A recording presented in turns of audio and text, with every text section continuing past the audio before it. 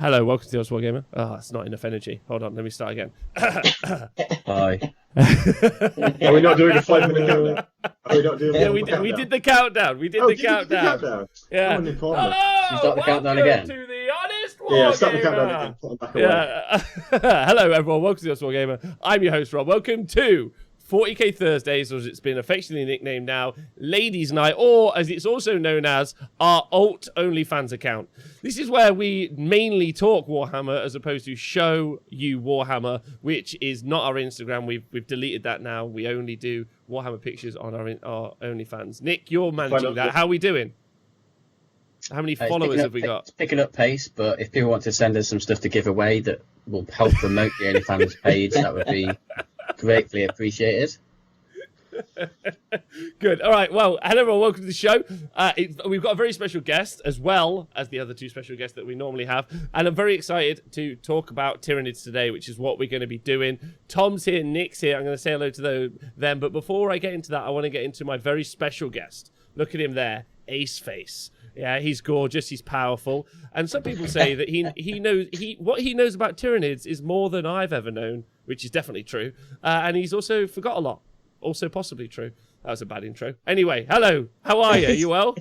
I don't know where to go with that. Yeah, I'm really well, thanks, mate. Yeah, thanks for the amazing intro. That was incredible. Not sure that's true. Nick, can I get a rating of my intro out of 5, please? Out of 5. 2. Yeah, seems fair. Seems fair. Yeah. Pretty weak. Pretty weak. Hello to Brad Glover in the chat. Serenity, both of you, thanks for subscribing. Budtastic Guy, the voice of the T-Sports Network, thank you for subscribing as well. Hey to K-Dread, everyone else who's joined us live in the Twitch chat, and to my Hydro homies on the podcast, please stay hydrated and look after yourselves in these times. So, and Mask of Man says, starting to look in Dead Armies is perfect for me, so good. Awesome. Tom, welcome to the show. How you been? Tom Layton. Hey, I'm trying to set up some more income streams for myself because reasons. So I've actually started an OnlyFans. So if you want to check that out, there's a link in my bio on Twitter. Head of give me my profile view clicks and check that out. And what's your Twitter, Tom? Because I know recently you changed your Twitter handle from one which was quite hard to spell to one that was easy to spell. Yeah. To one that's impossible to spell. So now my Twitter handle is Saesneg40k on Twitter, which is the Welsh word for English. Yeah, there you go. If you're not sure, go to Google Translate and click and put English into Welsh. You are the opposite of someone who's trying to get clout. You're like becoming harder to find. I do like money. So go and subscribe to my OnlyFans, and give me money. Thank you. Right, perfect. Also, have you seen what I'm doing here, Rob? I'm very pleased with myself, mate. Please tell me, have you done some hobby this week?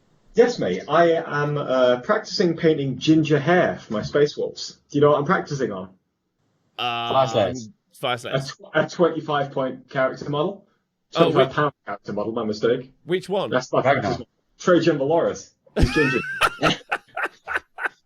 Good. I imagine you looked excellent. Do you know what else he is, Rob? What? He's Naked? finished. He's going over. He's going with the Naked Boys.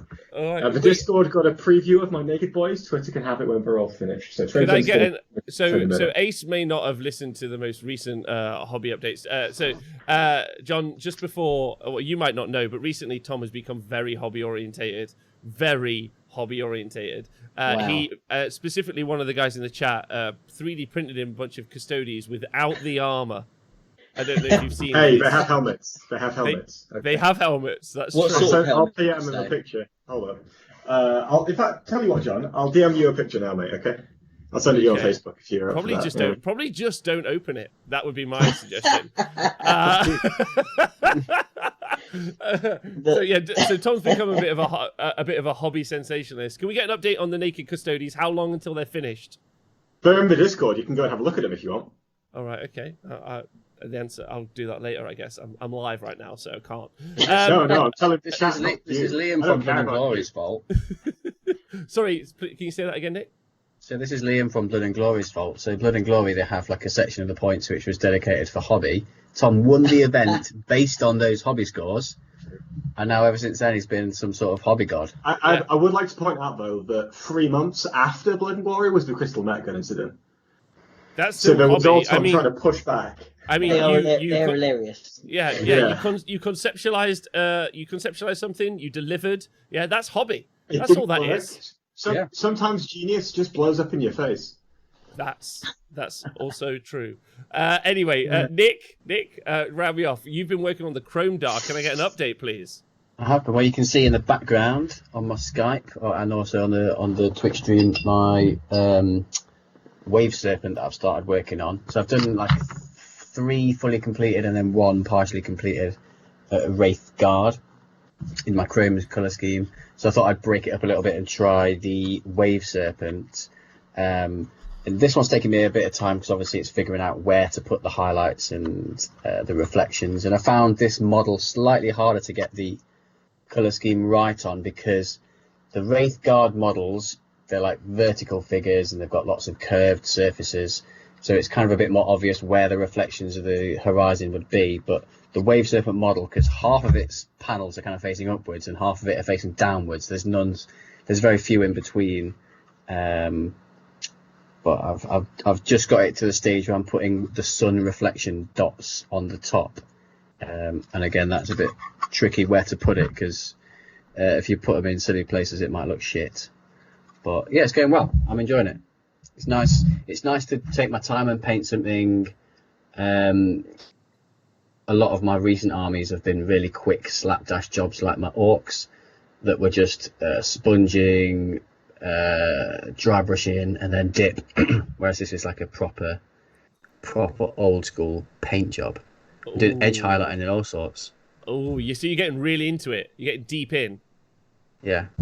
All right, good. I'm looking forward to the Chrome Dark. Serenity in the chat, by the way, has been following your work online and now has put a fit Nikos. That's right. That's what we call him to the image.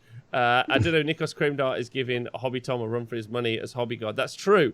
This is the most hobby stream that we have now, which is weird, but that's fine. Like life is all about change and growth. And here we all are, further down the line. And with that in mind, I'd like to know, John, how are things going with you? What have you been up to? What's been going on? Have you done any hobby? 9th edition, how you feeling? There's a lot to unpack there since you were last on. There's loads.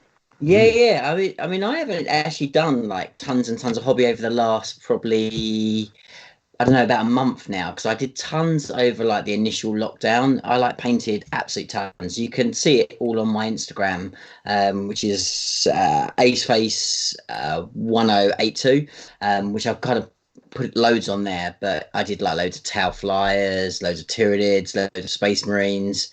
I painted absolute tons, like absolute bucket loads. But I've kind of burnt myself out a little bit, and now I'm kind of enjoying playing a bit more. So I've played probably about 15 games of 9th now in the last few weeks. So I've been pretty much just finding.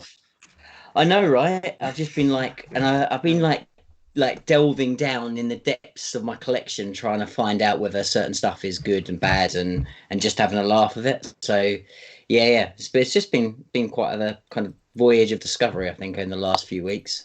Less painting, more just throwing stuff around the table and seeing whether it sticks. I think. Okay. Can I just say that recently I thought about getting into Thousand Suns, and I always just picture yours in my head as the go-to Thousand Sun army, and it stresses me out. Don't do it to yourself. Yeah, then I just think, oh well, I won't do it because it's just too much, just too far. I'm looking at it in my cabinet, and I'm just going, don't do it to yourself, because I still haven't finished that army. It's so painful.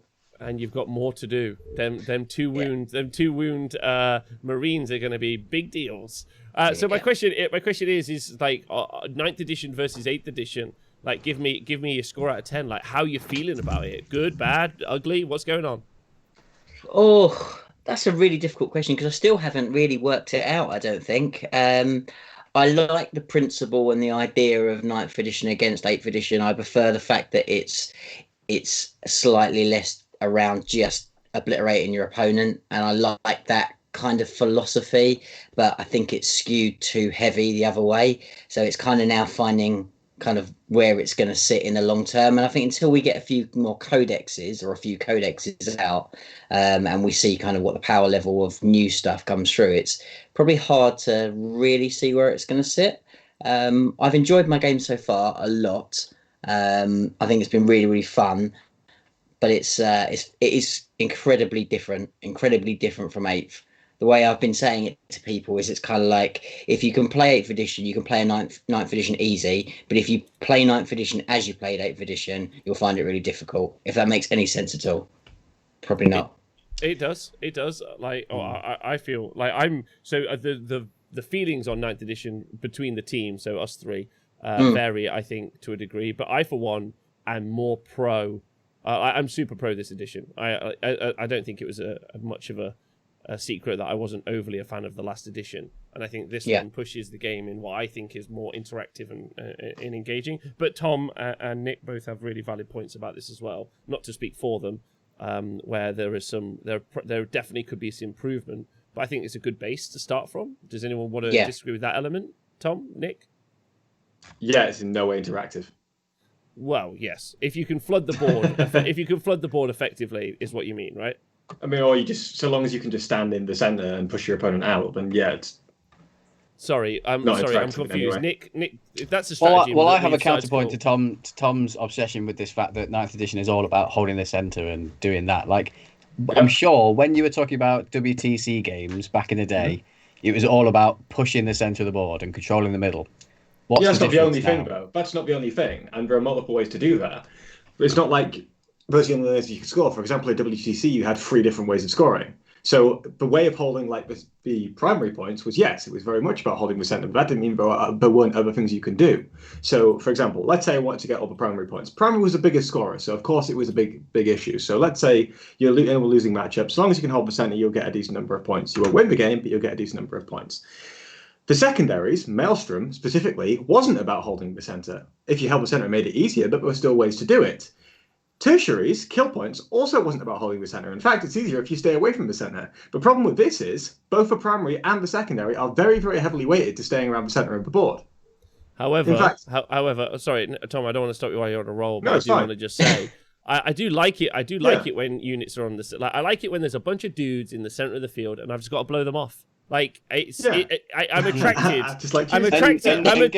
And Tom, given your newest Naked Custodes army, I'm really surprised that you don't like that idea. I know. It's just the way we've got to do it, man. It's the way we've got to do it. We live in a society, therefore I support the society.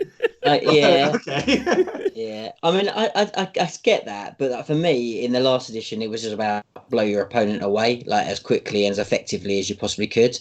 Now it's about stay as firm and as resilient as quickly and as well as you can. So it's basically just turned a similar tactic on its head. So now it's around stability and maintaining control, whereas before it was about obliterating control. Okay. I agree with you, but can I make a very quick point on this because it is important? Yeah. You're mainly playing like ITC and singles events, weren't you, as? Yes. So the only thing you need to do is you need to win by 1 point. So you have one thing you need to do, and that is win by that point. Whereas when I'm playing in a team environment, I could just say, well, I'm just going to give my opponent, I'm going to handshake. My opponent's going to get more points than me. That's perfectly fine. But I've still got other ways to score, and my win condition is different. My win condition isn't actually to win my own game. My win condition is to achieve a certain number of points. And I don't think there's like one way is like playing it right and one way is playing it wrong. But does very much impact what your objectives are going into the game. Yeah, definitely. That's fair. But I mean, team events are a very, very, very small part of the community as a whole. So it's competitive 40k in general. Well, yeah, exactly. So it's even more of a small section. But again, we've talked about this. To counterpoint, I like it, and the reason I like it is it plays more like AOS, and the reason I like it being more like AOS because I think what they didn't do in the last edition, I don't want to cover this old ground. We've talked about it before. What they didn't do in the last edition was they didn't give you a game to play, and they put armies in, and you basically just fired the armies at each other. Now there's a game to play, and you're right, and there is a really good argument that the armies aren't designed well to play the game, but there's now a game to play where they can redesign the armies to play like that. Whether or not that ends up being the case is a good point. Yeah. Like, like we said a couple of weeks ago, we're not actually in 9th edition yet. We're halfway between editions. Like, the game has changed, but the codexes need to catch up. Yeah, and we don't know what the shape of that's going to be, right? We not do. Yet. No, we'll get more of a clue when the Marine and Necron Codex come out. That'll give us more of an idea of what what they've got planned for the future and how Codex is going to be, which is super exciting. However, who am I, the foolish man, saying Games Workshop will have planned something well? So it could be a mistake. Anyway, but before we get on with any more of this, sorry. To finish that conversation, we're going to move on and we're going to talk about Tyranids today is the kind of point. But before that, normally we would talk 40k news, but a bit light on the ground. We've obviously seen some new, leaks for some other new units. And there was obviously also the reveal show, but we already covered that on Saturday, where there wasn't much in the way of 40k. So I'm not too stressed about the news section. I don't think there's unless anyone's got anything big in the news section they think's worth talking about. So I don't know if they announced some updates to the app, but I haven't actually been able to see that because my subscription ran out, and I'm not giving them any more money. At least until the armor bit. When the armor builder bit comes online, I might sub again just to try it. But until then. Well, sorry. I mean, there is one thing that I have talked to you all individually, John, apart from you, about the fact that there's now a Minotaurum rulebook for terrain.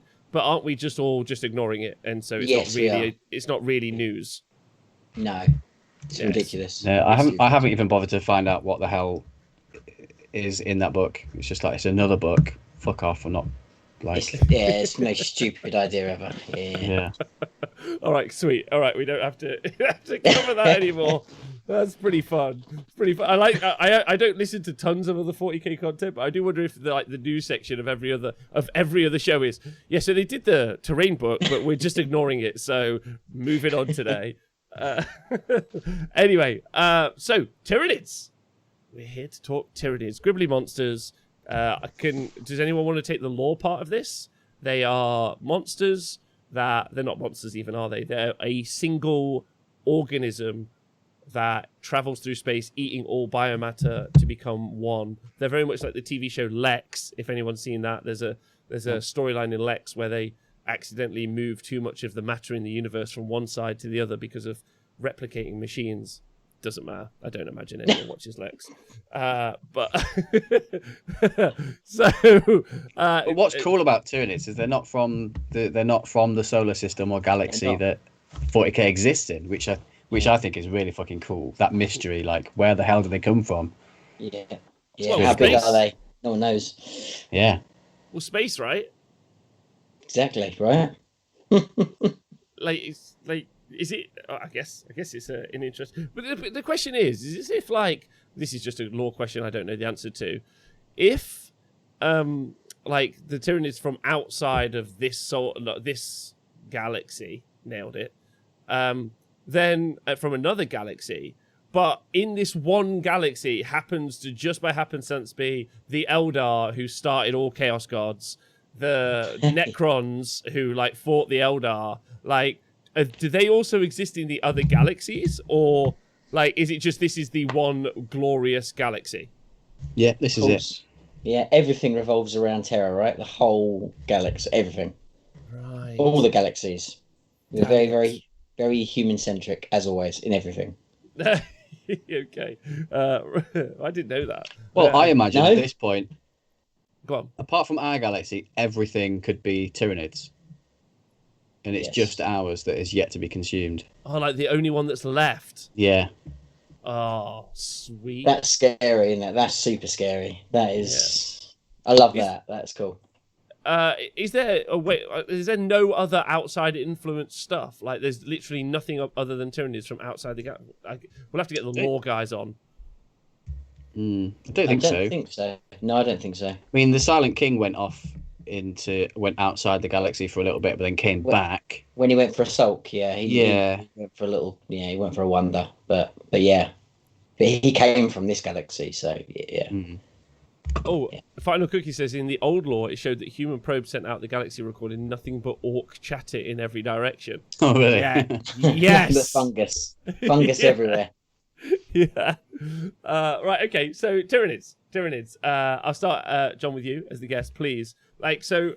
Strengths and weaknesses. If you guys didn't join us for our orc show last week, then please do. What we're going to do is we're going to talk about the strengths and weaknesses of Tyranids generally, and how they might play 9th edition, effectively thinking about primary and secondary roles, and then we're going to go through roles for units. Now, we're not going to talk about all of the units in the book because, like most codexes, there's whole stuff that just isn't really worth talking about in some cases.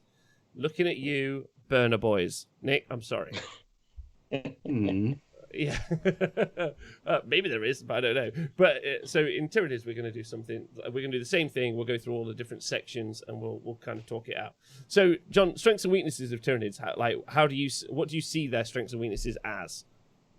So their strengths, particularly in 9th edition, is there's not really too many key pieces. You're playing with an army that's kind of, its strength in itself is the fact that it acts as one across a whole army. So you're less dependent on one particular heavy lifter. There are some standout units, but in comparison to some armies, they're an army that much more depends on the army working together and playing as a whole, which means you're less likely to get picked off in one particular area. That also gives you the advantage of giving you the option to play with lots of different units. There's quite a lot of variety and lots of ways to make it kind of work. So that's in a nutshell, I suppose, that how I feel the kind of strengths are.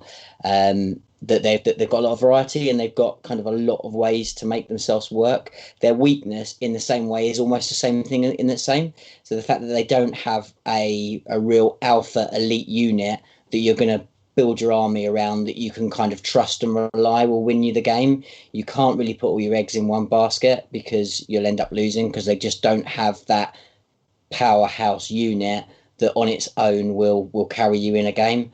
So do you have an example of what that unit looks like in another faction?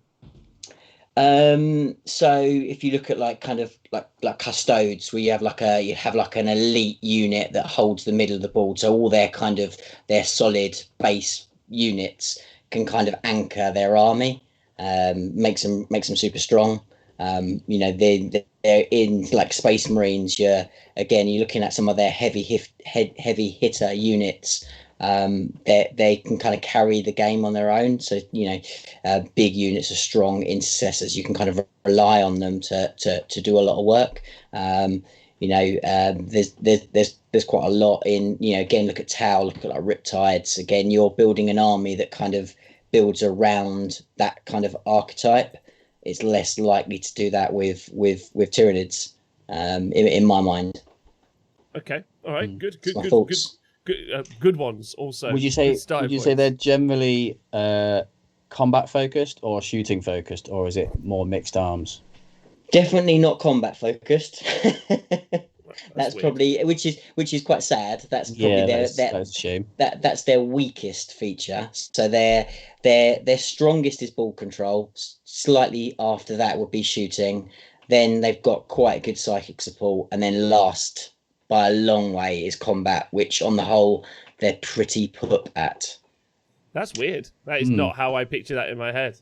Okay. What makes them not good in combat? Is it the fact that they're like the infantry isn't just that very good, or is it like, because when I was looking at the Codex today, like the monsters, they've all got like on paper like quite decent attacks, but maybe they have not many attacks, and then they're all D6 damage. Is that? Well, the monsters that are good in combat don't have enough attacks. So things like if you kit a hive tyrant out in the right way, you still only got like 4 attacks and then a tail attack. Even like the Swarm Lord doesn't have enough attacks. Something like a little Brood Lord is probably our best kind of combat on his own guy, really, in a kind of roundabout way. Old One Eye is very good in combat, but he's not kind of quick enough generally to get where he needs to, really, even in the smaller boards, and he still doesn't have enough attacks to really be super effective.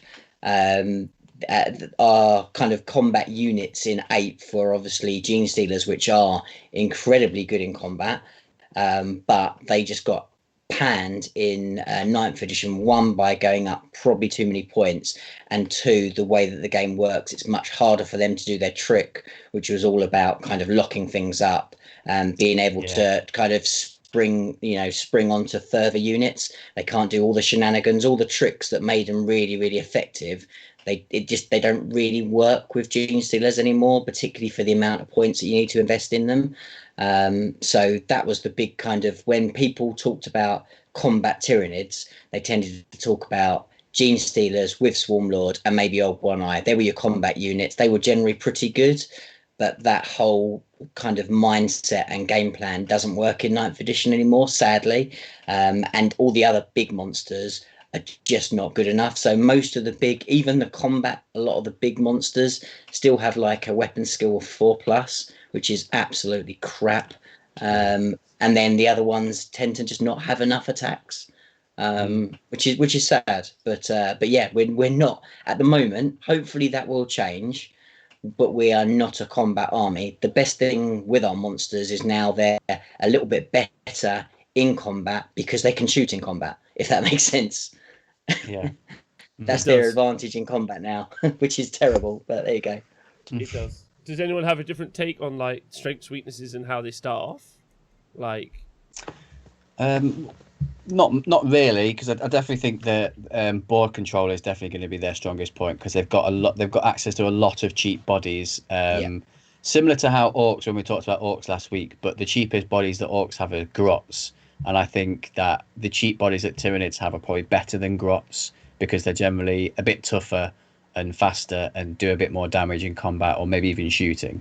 So like a Termagon is like 6 points or something like that, compared to a grot at 5, but it's much quicker.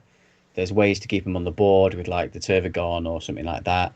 And they have slightly better shooting. Yeah, absolutely. Yeah, totally. okay, I think we might have lost Tom. I'm not sure where he is. Yeah, I don't know what's happened to Tom. Tom, you good? We'll see. Maybe he got an invite to the Ram Ranch and he's had to go. You have to go when you have to go. Big shout out to the Dreadwoods for subscribing. Loads of love to you. Thanks for subscribing. The big bugs need an invulnerable save. I agree with that as well. And that's something. I mean, that's something that's been a criticism of Tyranids before they even started. Like, do we have how we think Tyranids roughly played? Tom, how did you feel? Welcome back. Did you have a rough feeling about how Tyranids worked like last edition? John, I know you will, but like they didn't really, right? I mean, most of the time you were kind of. I'm trying to remember it now because it feels like it's been so long since last edition because we've had the whole Corona thing, and it's been so long since then. But I don't think it's really changed too much from what A said, right? You're mainly just trying to box people in and then just hold all the objectives, especially in the Games Workshop missions. I did an interview a couple of years ago of James McKenzie in his GSC, where he was just like running at people 44 inches across the board, charging them and wrapping them, and L2 winning the game. Right? Yes. I did want to follow up on something Ace said, though. Ace, I don't know, have you seen the list that Innes Wolster's been running? No. Okay, so he's running around with 18 zone thropes just holding the center of the board. I've seen some. Yeah, I mean, zone thropes are super strong. They are amazing. They're amazing. But they're one of the best units now for Tyranids. 100%. Can I ask him for clarity for everyone else at home? Why are they so good right now? Ace, do you want to take this one? Because I don't really. I've seen the list. I've got like a brief rundown, but sure. So the big thing with the zone thrope is relatively cheap. I can't remember the points off the top of my head, but basically it's a toughness 4, 3 wound flying Tyranid unit, but it has a 3+ invulnerable save, which is where it becomes really, really good, because you can take these guys in the big unit of 6 of these guys, and they are going to just. Literally things are going to bounce off them. On top of that, the way that people are taking them is they're taking them as Leviathan, and in Leviathan you have that 6+ after save as well. So if we're talking about units that can go into the middle of the board and just hold a multiple wound 3+ invulnerable with potentially a 6+, and the unit you really don't want to move, you give them the 5+ with the psychic power, so they've got a 3+ invuln and then the 5+ after save. Then they just hang around. On top of that, they've got basically the same kind of stratagem that the Necron flyers have got, where you can kind of pick a point and then spring loads of mortal wounds everywhere. they just spat them out, don't they? It's really strong. Yeah, which is really nice. And their standard smites are better as well. So the bigger the unit of zoanthropes, the better their smite is. They're also, because they're synapse creatures, they're fearless, so you can't get rid of them very easily. They're just a real kind of troll unit that has quite a big footprint, that can sit in the middle of the board, put out quite a bit of damage with its psychic ability, and just not die. So it's quite good. I mean, they don't dish out a massive amount of damage, but when you're pairing them up with a lot of ball control, which is what you're generally doing, you've got one that is harnessing the rest of the army because they're synapse, they're making everything else fearless. But on top of that, they're sitting in key parts of the board and then just not dying. So they are really strong in 9th edition because of that kind of strategy of ball control. So they are good. They are good. Well, I think to add. Oh, sorry. No. After you, it's just some clarity in the chat. Is it 270 for 6? 270 for 6. We'll do some maths in a minute, Robert. I'm sure it'll be fine. But one thing I was going to say is when you were playing 8th edition, one of the reasons why holding the board center was so important was because it allowed you to then move across to the corners very easily. Because if you're in the center, effectively your radius of movement is a lot larger. For example, if you sat on the edge of your board, you've only got like 180 degrees you can turn. Whereas if you're in the center, you're much closer to pretty much everything in proximity, right? Which could be an issue when your movement is quite short. Whereas when you are in 9th edition, you don't even need to move from the center. You just have to stand there. It's not even necessarily about being able to pressure corners and kick things out of corners. It's about just being able to stand there. Yeah. Which is, I mean, that gives the opportunity for your opponent to blow your ben off, which I think is a bonus. Or just give a good smash in on the objective. It is 270 for a unit of 6. Yeah. Which is very, very efficient. Yeah, really good. So what's that? 18 wounds with a 3-up invulnerable save for 270 points is there's just a bunch of 30-aught boys just like screaming right now somewhere in the world. Second. Just screaming. All right, that's really fascinating. I'm quite shocked that the combat's so weak, but now I can kind of understand it. So those are the overall strengths and weaknesses. So let's start talking about units and what we might see. So there's Ace, you're the guest. I'm gonna let you choose. So you've got blocking units, which aggressive blocking is when the unit is used to attack the board area, usually high mobility damage output. Example, Storm Boys. Defensive blocking is using large units with lots of bodies that have debuffs on them that can screen and deny kill points or hold objectives, which is what we were just talking about, Plague Bearers. So those are blocking units we could talk about, or damage dealing units, or countercharging units, or support units. Which one of these would you like to talk about first? Let's talk about fun stuff because I'm all about killing things and I like aggressive play. So let's talk about damage dealers because I think there are some in there that are quite fun to talk about. All right, amazing. Perfect. All right, so we talked damage dealers. And just for everyone listening at home, we're going to break these down into 3 categories. Things that deal with light stuff, so effectively infantry. Think about an orc horde. They're a good example. Medium is our intercessors. Which is not really like easy. The difference between light and medium is pretty strong, but then heavy is your probably your rhinos up, rhinos to knights is your category. So that's your kind of thing. So the real question, which one of those would you like to break through first? And I guess can Nids deal with all 3, or can they only deal with some of them? Nids can deal with all 3 pretty well. That looks really cool, by the way, Nikos. Yeah, good work on Chrome Dar. Yeah, that is really cool. Yeah. So you think Nids are able to deal with all 3 categories? They can. Yeah, absolutely. 100%. Can they do it all in one list? Yes, they can. The problem that they've got is that they're not particularly great in defense. They don't have the resilience that some armies have. So the units that we'll talk about potentially they can be against very, very nasty shooting, or if you can get there, very nasty combat. So that's kind of the issue where quite often these will fall out of lists because their damage output's strong, but their ability to survive a hit back is not so strong. Okay, so similar to orcs in a lot of ways. Yeah. Okay. Yeah. All right. So more glass cannon-y type units over like units that can sit there in attrition. I mean, they're not super glass cannon, but against a strong shooting army, they can't hold up. Okay. All right. So let's talk heavy. What's your way of dealing with heavy units? So your rhinos up to knights. What's the standout units for doing the job? Hive Guard. You could basically say Hive Guard for more or less every category. I'm going to be honest, Ace. I was really ready for you to say Tyranids, and then I was going to punch you through the screen if you'd said that. No, not Tyranids. No.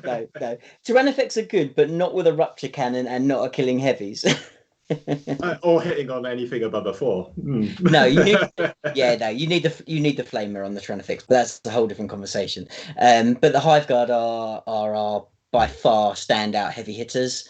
There's 2 ways of building the Hive Guard. So you can either build them with a rupture cannon, which is the way you always want to build them, or you can build them with some other haywire gun, which you don't use. The rupture cannon, the big thing with it is it ignores line of sight and ignores cover, which is huge in 9th edition.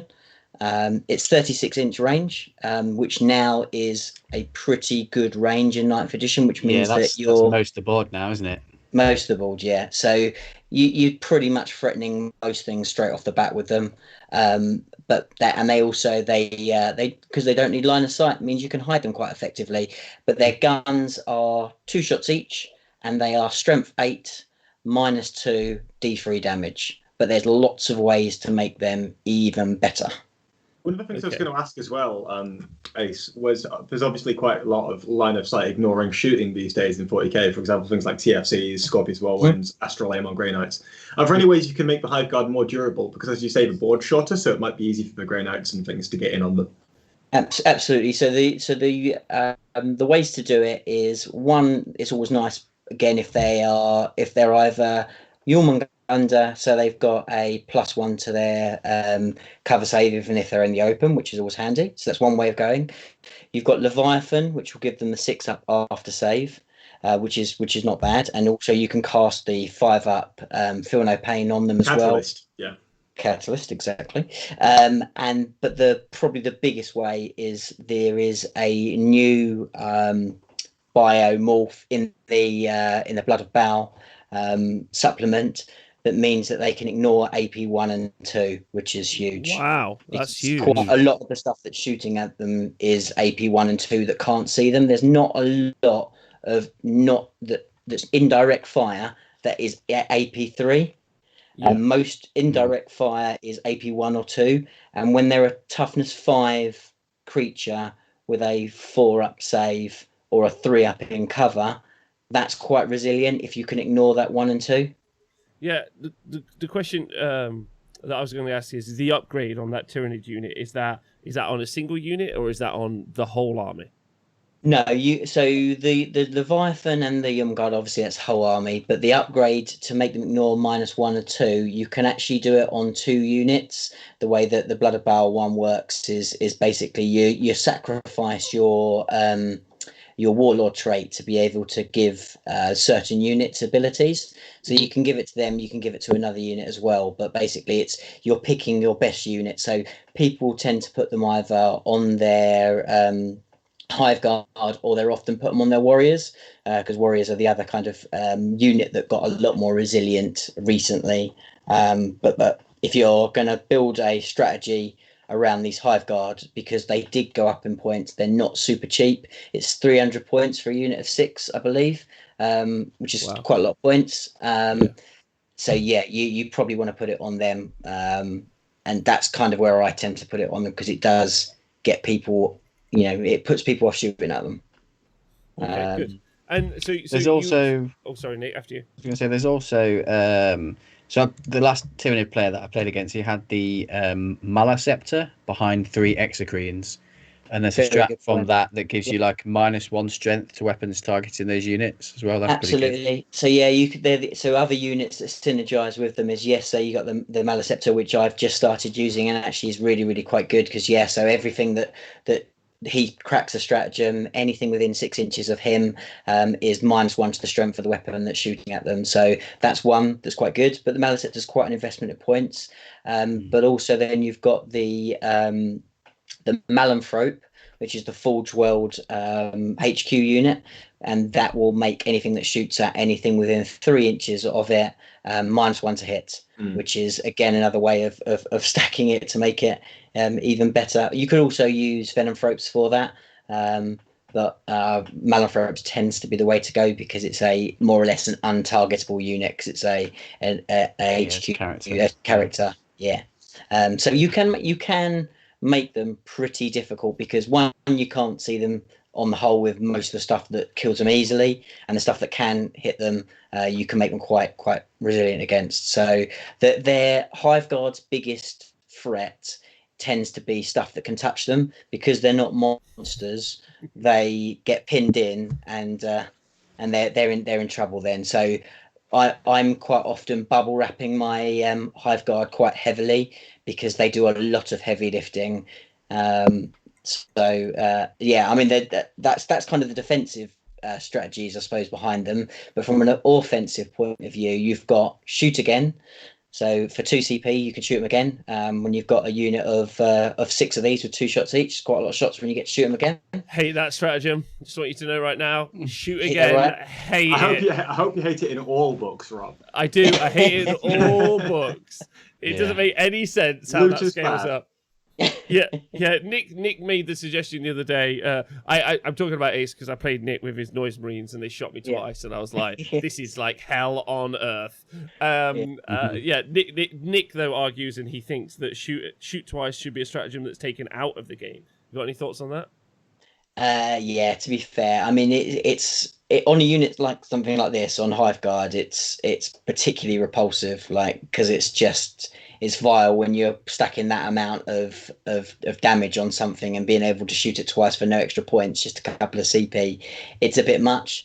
I don't think that. I mean, I suppose my counter at the moment, currently, Tyranids are by far not one of the strongest armies, and they don't have loads and loads of really, really powerful units. So I don't kind of begrudge myself one unit that is pretty nasty when it gets to shoot twice, but I think it's probably not a bad thing if it was to go away. So you've got shoots again, which is cool.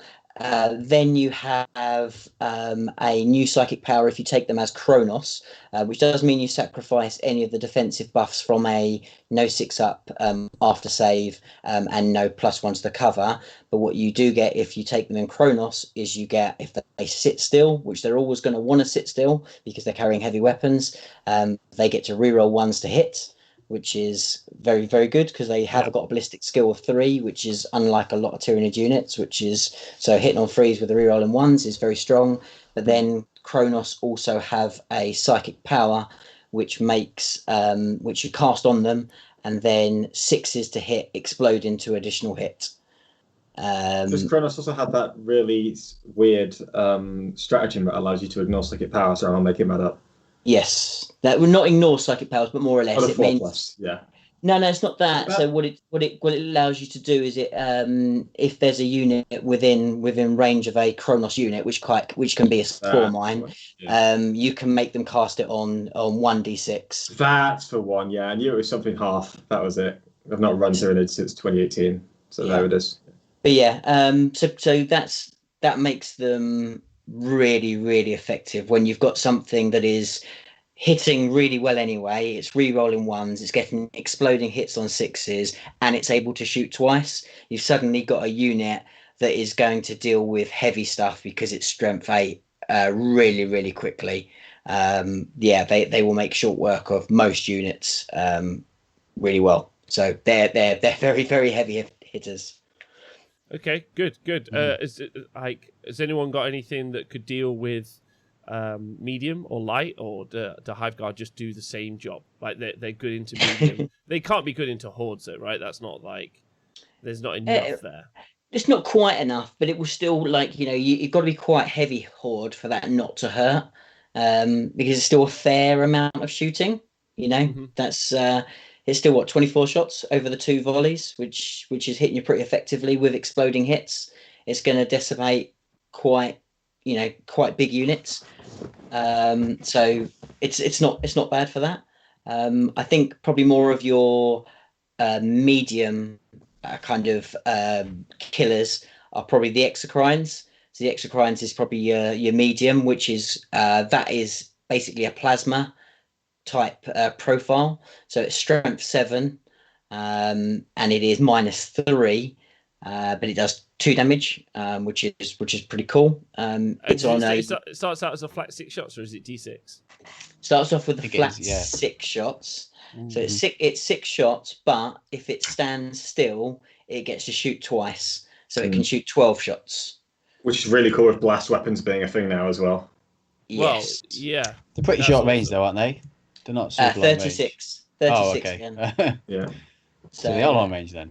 They are. They don't ignore and line of sight though, right? They don't ignore line of sight, which is the issue with them. But where they kind of lack, where the Hive Guard hit particularly hard, but they're still good for that. And what you've got ways again to make them so much better, because with a stratagem you can play on monsters, you can add 1 to the damage of all their shots, so they suddenly go from being 2 damage to 3 damage.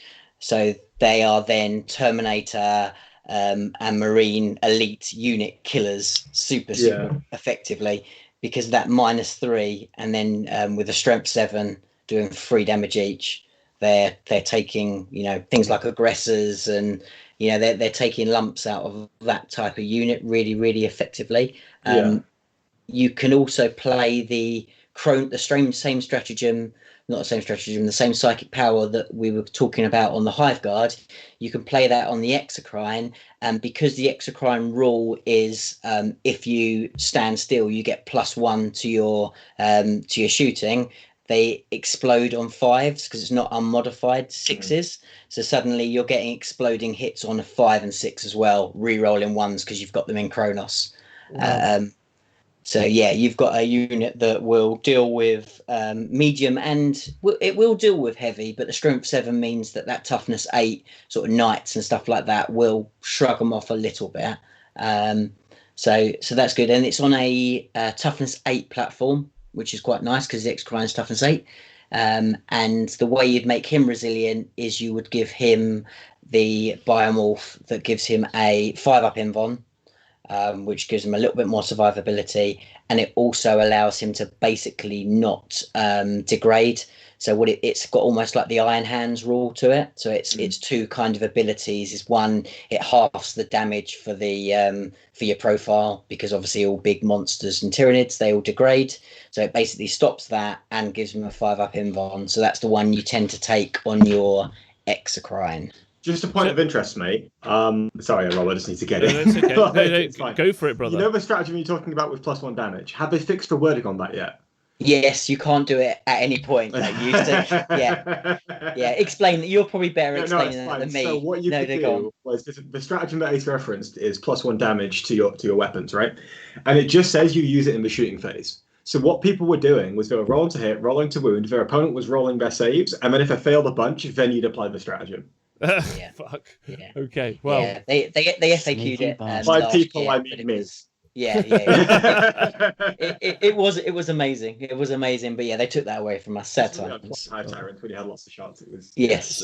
So I got a general question for the group, because I think it's more relevant. I think also it was a good conversation we had at the start of the game. I feel like you had to spec for armor, going through from Castellan Knights all the way through to trying to deal with Dreadnoughts from Iron Hands. You were trying to take out toughness 8 multi-wound vehicles, monsters, or whatever, however you want to describe it. I feel like that's not the threat now, unless I'm wrong. It's that damage 2 3-up save Marine that is the issue, I think, in the game right now. Like a real viable strategy in a Sumar, for example, is if you're playing something like the Gash, which is kind of a comparable to a Knight, I guess, is you actually just kill all of his scoring units around him, who are just much softer. You just go to take them out, bam, bam, bam, bam, and then you just leave the big boy. Does that make sense? So do you guys generally write lists thinking about Marines in mind? I mean, how can you not at this stage, is my question. Are you more interested in Marines than you are Knights, and has it been an evolution in thoughts, is my question. Personally, when I've been scheming lists for Knights so far, I haven't really been focusing too much on what am I going to come up against, and maybe that's because we're not going to tournaments and I'm just playing a game with my mates. That might be part of that. also, I think most of my thought goes into what units am I going to put onto primaries and what secondaries am I going to score, and then building some sort of damage into my list, but just the best I could get out of the list.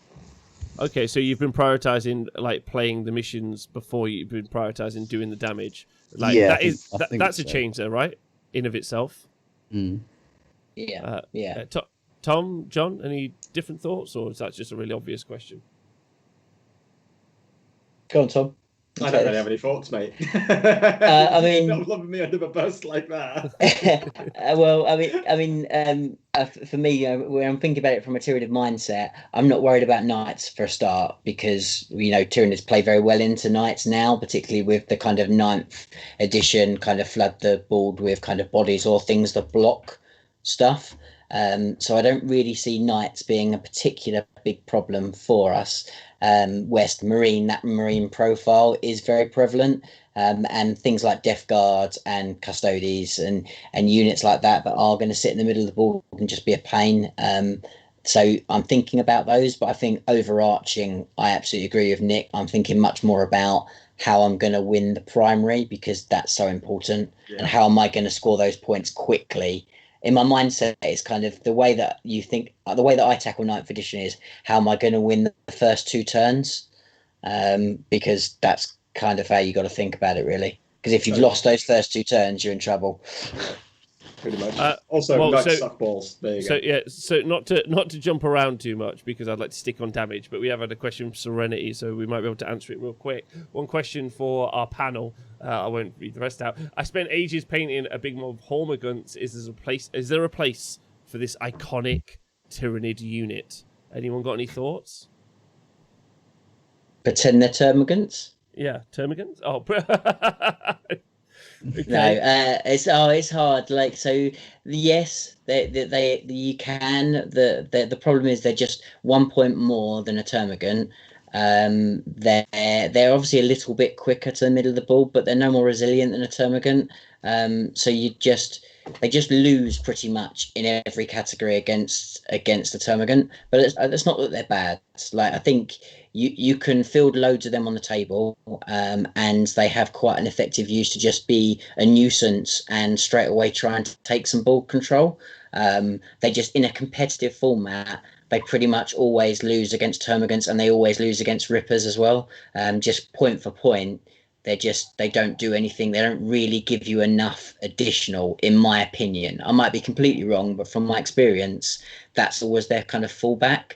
But they're not terrible. They are not terrible at all, and there's probably play with them as long as you synergize with them and put other stuff that kind of works with the fact that they're quick, I suppose. Okay, I think the only sort of advantage they have over rippers and termagants is their unique special rule where they pile in and consolidate 6 inches.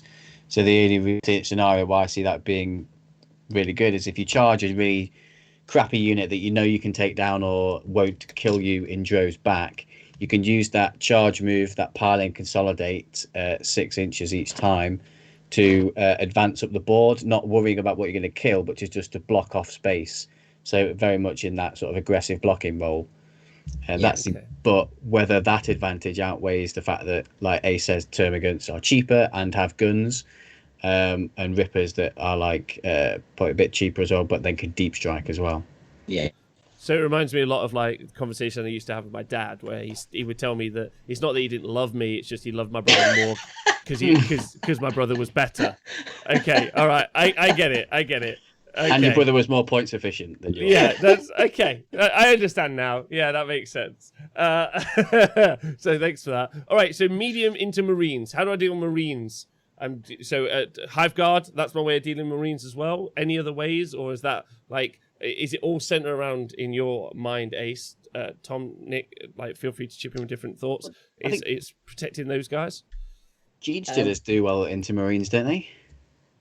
Yes, but they don't work well in the trade because there are too many points. And when you're thinking about, you can't now, because you can't wrap things as effectively and protect your gene stealers, you'll find that in that trade, whereas before you wouldn't trade them because you would protect them by wrapping. Yeah. Because you can't do that as effectively now. You're now saying, I'm going to take this unit and then I'm going to kill a unit of Marines that doesn't really cost, that not cost effective, and then they're going to die afterwards. So even though they will kill a unit of Marines quite well, they've still got, when they're a full unit, still going to have 4 attacks each, still going to be hitting on 3s. They've got -1 on their weapons because they're rending claws, and 6s are going to be the pseudo rending, so they're going to be the -3. So they will go through Marines quite well, but they're now, I'm trying to think how many points they are. 15 points a model, I believe. Wow. They're just too expensive. They're just too expensive for the fact that they only have a 5-up invuln, and they're only a toughness 4 1 wound model. So I don't think the trade works well for them. We got to be getting 2 wound gene stealers, right? Like, please. they're comparable to a Marine. Realistically, I would expect them to get 2 wounds. That would be fun. Absolutely.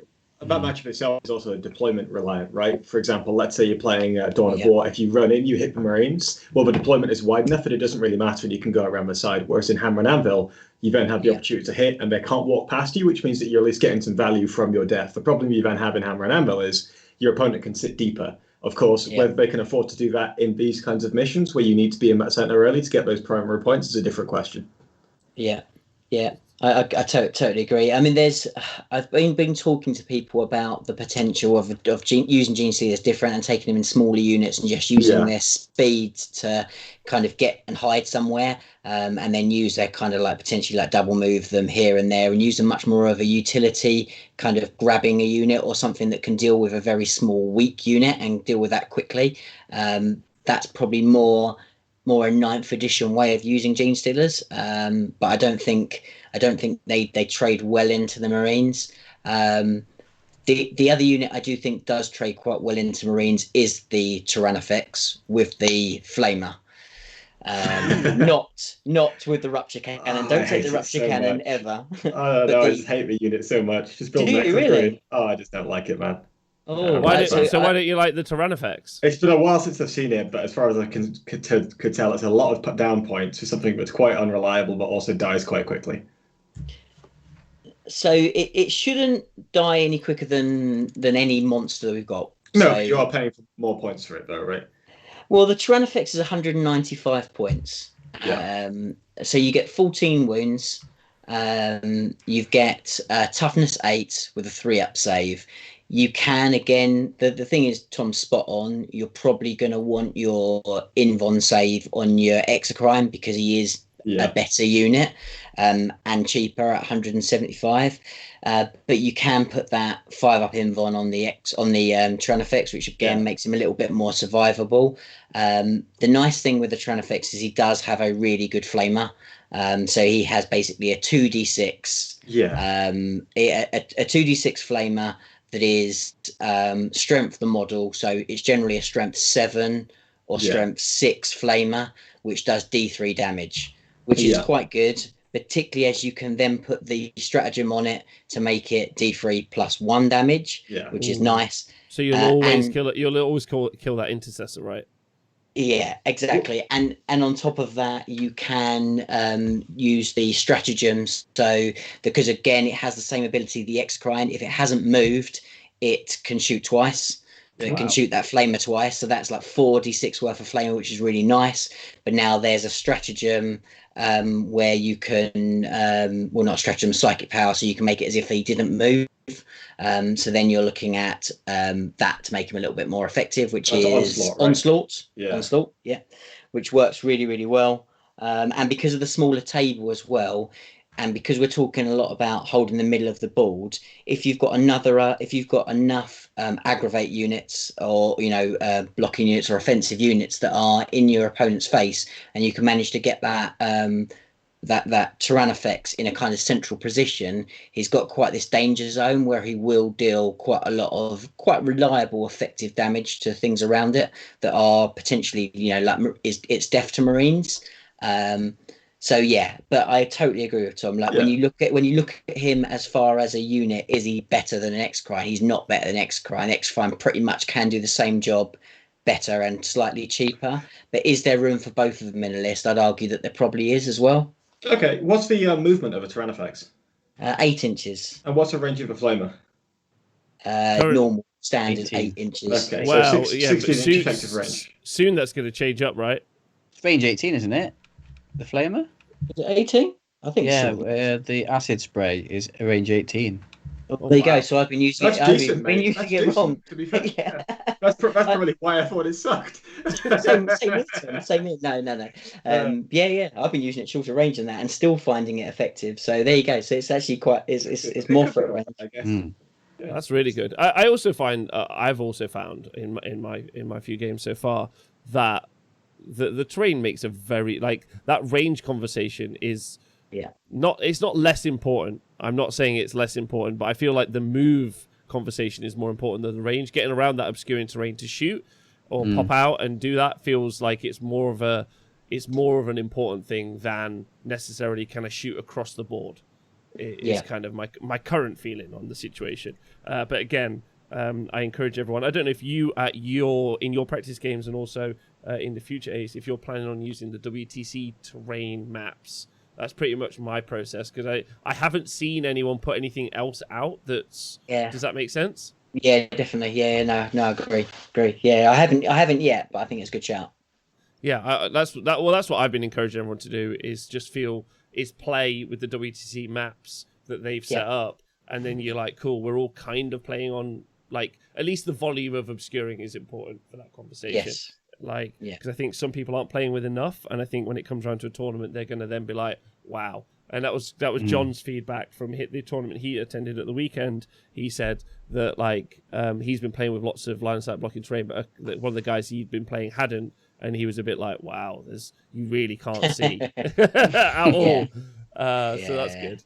All right. So what about hordes? We have a final bit. Have we got anything to do with hordes, or what's our process? Lightly infantry, lightly armored boys. How are we dealing with them? Can we deal with them?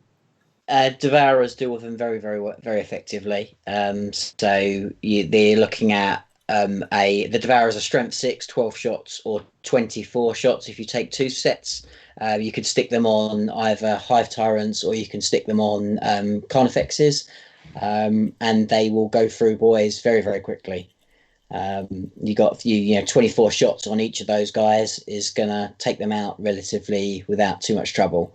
But I don't necessarily think that you want to be building lists with loads of that in there. I think we're probably playing more of the blocking game, or probably trying to compete with mass bodies against Horde rather than take them on from a shooting point of view, would be my thoughts. I also think Gene Stealers would do really well against Hordes with the amount of attacks that they've got. But again, you're trading and you're not trading well. Okay. All right. Good thoughts. Okay, Tom, Nick, anything to do with Hordes, or are you happy for us to move on? No, that's okay. We'll move on. All right. I definitely know from personal experience that Hive Tyrants with double Devourers is pretty nasty to play against. Because when Tom destroyed me on stream with my Necrons. To be fair, I did bring a broken list and you didn't. So, yeah, I mean, I feel like the fly rinse did that. It was nothing to do with me. Well, okay, so that's damage. So, but ultimately, you don't think that the Tyranids necessarily have like the biggest output that they might need to deal with some armies. No, that's probably. I still think they can do a lot of damage. They've got some really good units for it. They're not the best, and it's not their absolute strongest. But from a shooting, they've got quite good. They've got quite good damage dealers. They're definitely top half, not bottom half, I suppose. Okay. Good. Sorry, I was just talking to someone in the chat about terrain maps. Quite interesting. Note about the WTC maps. They're not designed for singles play. It would be nice if Games Workshop or any of their affiliates did actually put some sort of singles maps out there for people. At least they're designed. It doesn't matter what they're for. Someone's put some effort into something. Yeah, I'll take effort into something over effort into nothing. is my current setup. All right, Tom, pick me a subject next. What sort of role are we looking for in the Tyranid book? What do biovores do? And whatever that role is, we're going to do that. Yes, Okay. I second that. I fucking love biovores, and I want to talk about them. Okay, so what do biovores do, Nick? What do they do? Tell me what they do. So they're like an artillery piece. They're like a Tyranid alien mortar. So it's like this Perfect. big beast with a cannon on its back that fires like a little bomb with like kind of looks like a testicle. Fires it across the board. And it either hits the target and does some mortal wounds. So it fires like a smite at something, or it lands near and it's like a little one-base unit that you've got to deal with, or it's going to move and charge and explode at you. So basically, the spore mine, if you finish a charge phase within 3 inches of it, it will explode. So you've got your movement and shooting to try and deal with it, to try and kill it before it does damage to you. But it's just like a little annoying little thing. You can also buy units for fast attack choice, little spore mines up to 9, and deep strike them in, I think, as well. So I would love someone to like run a list which basically is like 9 biovores, as many spore mines as I can throw on the board. I think it would be hilarious and also maybe quite good. That's quite interesting because it's kind of the competitive list that I'm kind of playing with at the moment, which is quite interesting. Not quite with biovores, but there's much better ways to do it than biovores. But Okay. that is. I mean, that's the thing with the biovores. So they do exactly that, and they're fun. The problem is that they are only spitting out 1 spore mine each at kind of like 50 points a model.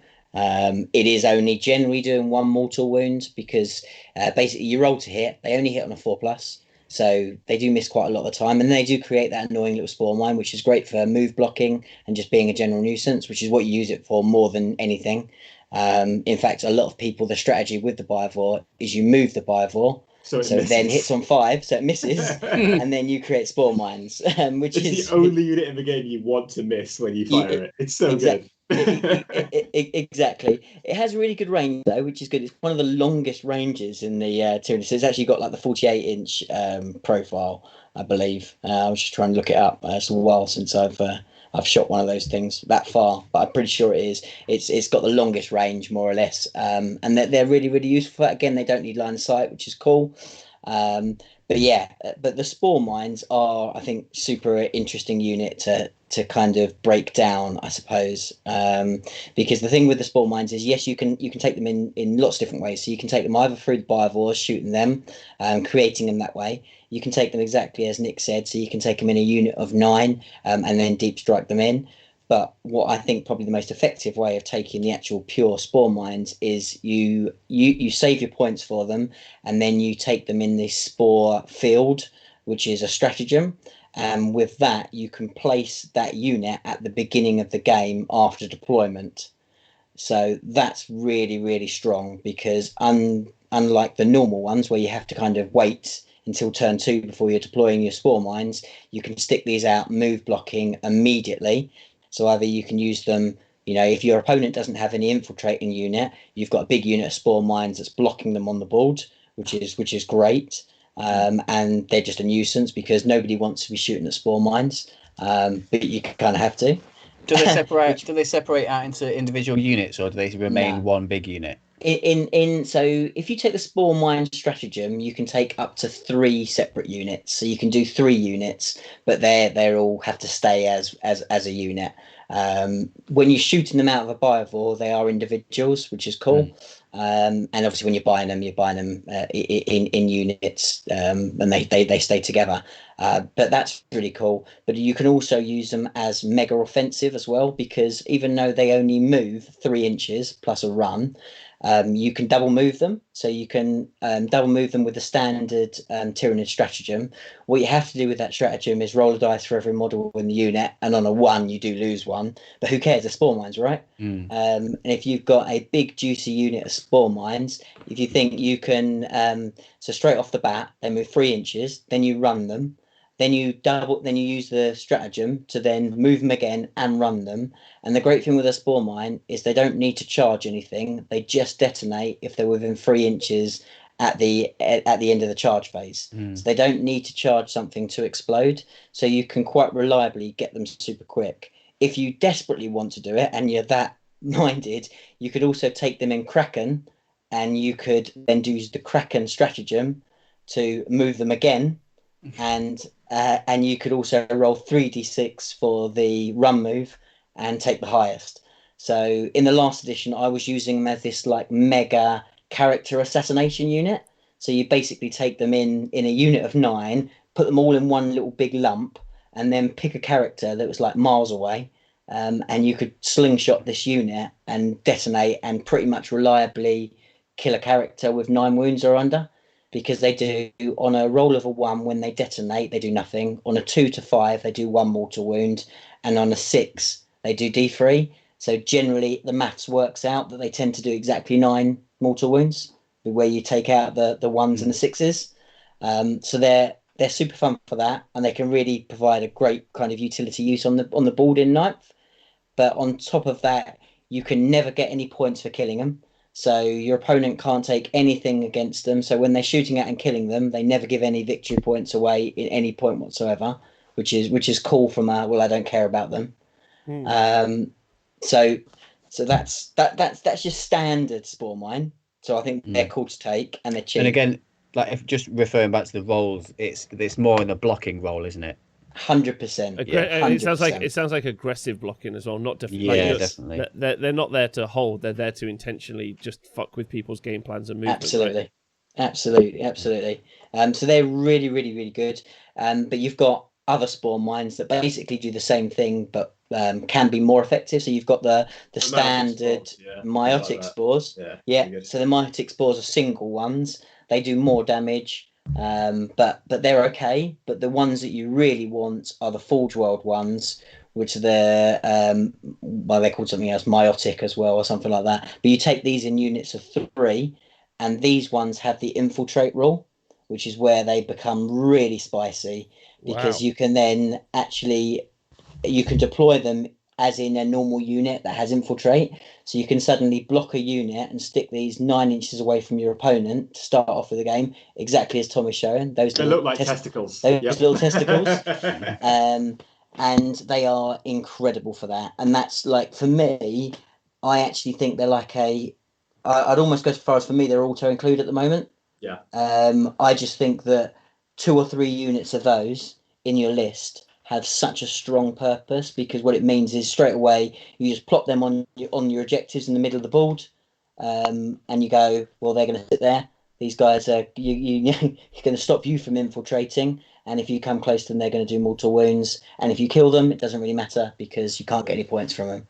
Do you think? Sorry, Tom. Just quick. No, you're fine. You go for yours first, because mine's a bit of a tangent. So you go. Oh well, I was going to ask. Do you think, because of how strong and how useful their utility is, that you're almost forced into working around them? Like, I get that they're super useful. Like, but do you feel that they're plug and play with your overall grand strategy, or you're just like, these give me such a unique advantage over other armies that other armies don't have, that this is what I'm definitely going to lean into at the start, and then I'll build what I need for the rest of the list off it? Does that make sense?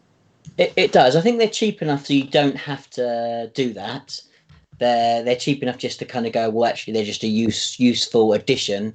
But I think that most of the really strong Tyranid builds build around the fact that you're trying to maximize that kind of ball control, and you're trying to stop your opponent from getting ball control, because that's the big thing, that Tyranids can't get to the middle and trade blows with a Death Guard army. They're going to lose every time. But what we can do is hold them off while we get to the middle, and then win it on bodies and numbers and fearless, and stuff like that. So that's where they feel that role really, really effectively, and other units do as well.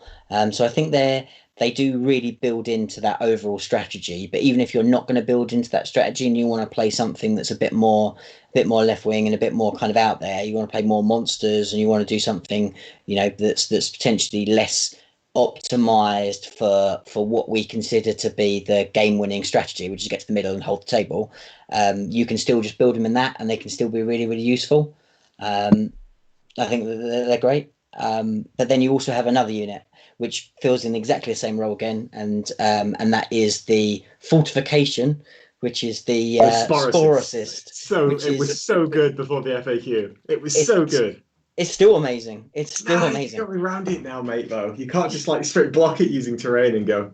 Nothing you can do, mate. Yeah, but it's so this is basically a big ball bag that you again can deploy. You can deploy it. It looks surprisingly like mine. You need to go to the doctors then, Nick. I would suggest. Because if yours have got petals growing off them, mate, you've got a problem. Is that not normal? I don't know. I'd pay a Thai lady like £13 a month to sort mine out like that. That's an intentional look. How dare you? So again, they have the infiltrate rule. So in the same way as the meiotic spores, you place these when you're deploying the rest of your army, so you can bang these in the middle of the table, and they take up a massive amount of space. They're a monster with quite a lot of wounds, quite hard to kill. They also have some death spitters on them, which are not particularly accurate because they only have wounds T6, right?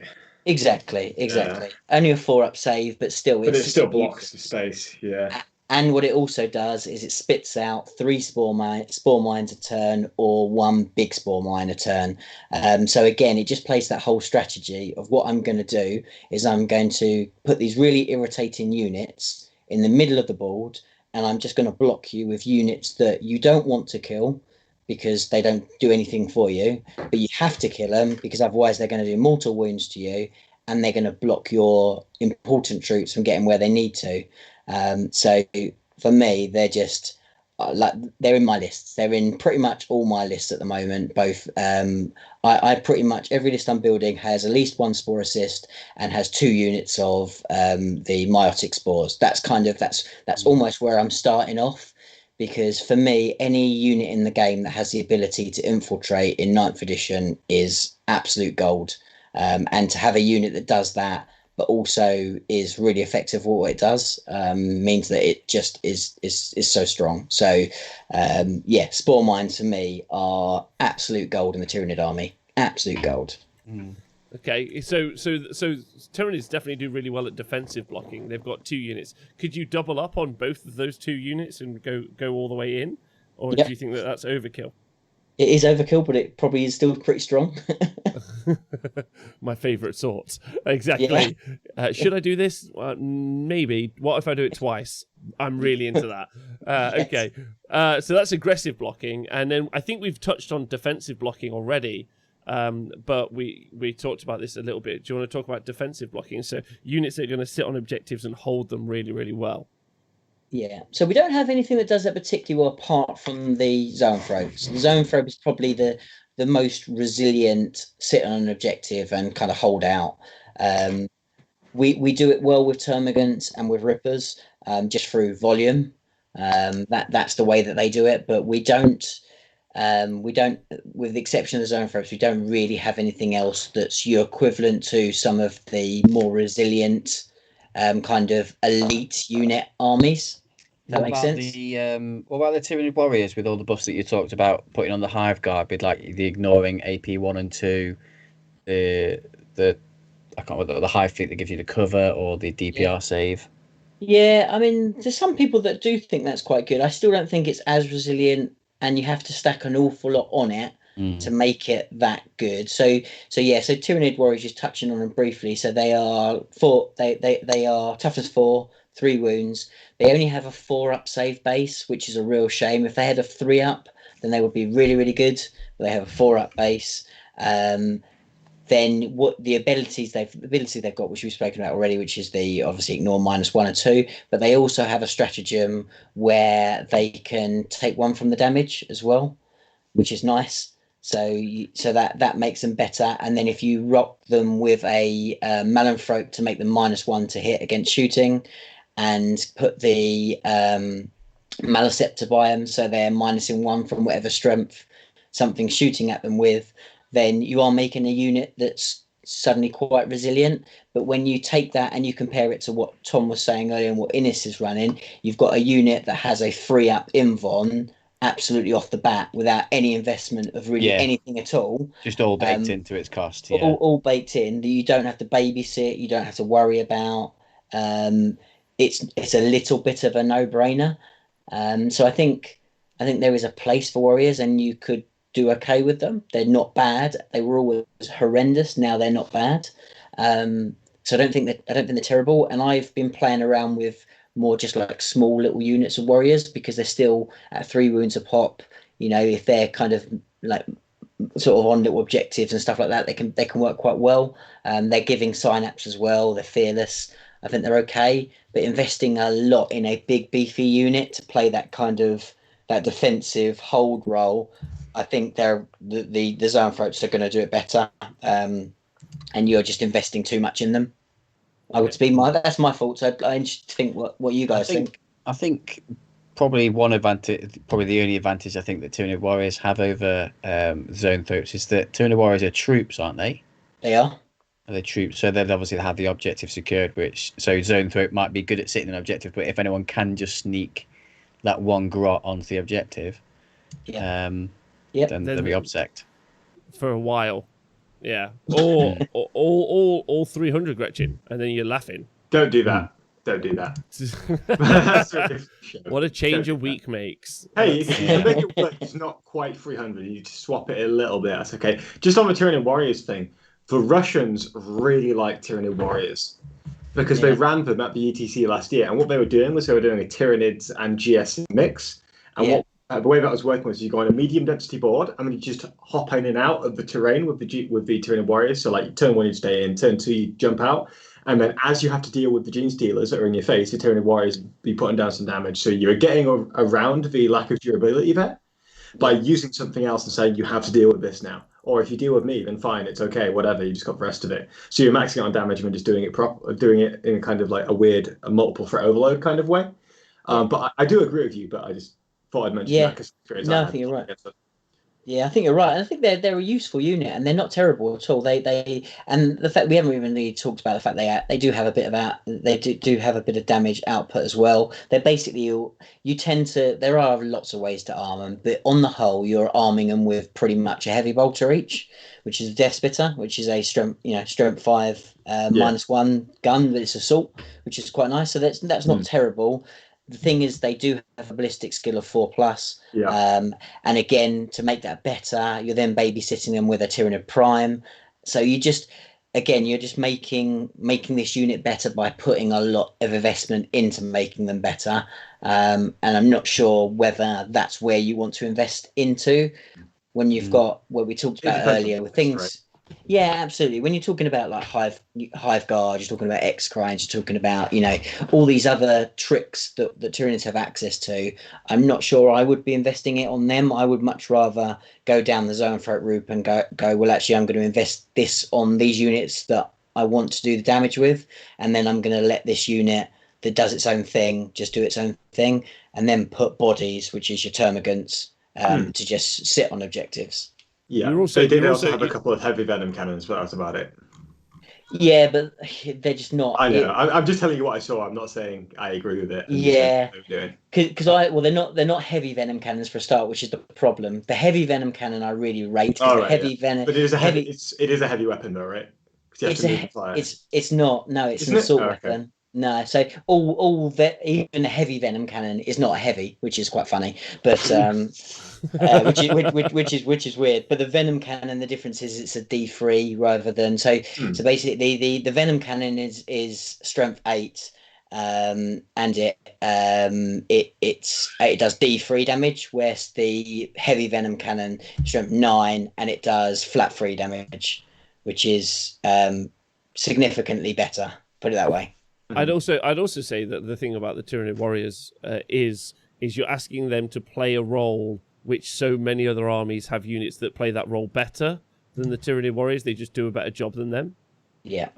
It's kind of my thoughts on that one, and I think leaning into the unique tricks of the army in that ability to put down all the mines early feels like a really strong play, using the strengths of the book to keep getting stronger. And I didn't say that, John, so you can't get me for saying it. Although Ace has been quoting me all show. Those aren't my thoughts. Those are my musings. How does that sound? Oh, yeah. You butthole. All right, so we've talked blocking, we've talked aggressive blocking and defensive blocking, and it sounds like aggressive blocking is how Tyranids play, or at least, John, that's one of your thoughts, although no one seems to have any better ideas, so that's a good process. Some aggressive blocking being done really well by the Tyranids, which I think is strong in ninth. I think that's a good thing to have in ninth, or the ability to put into effect.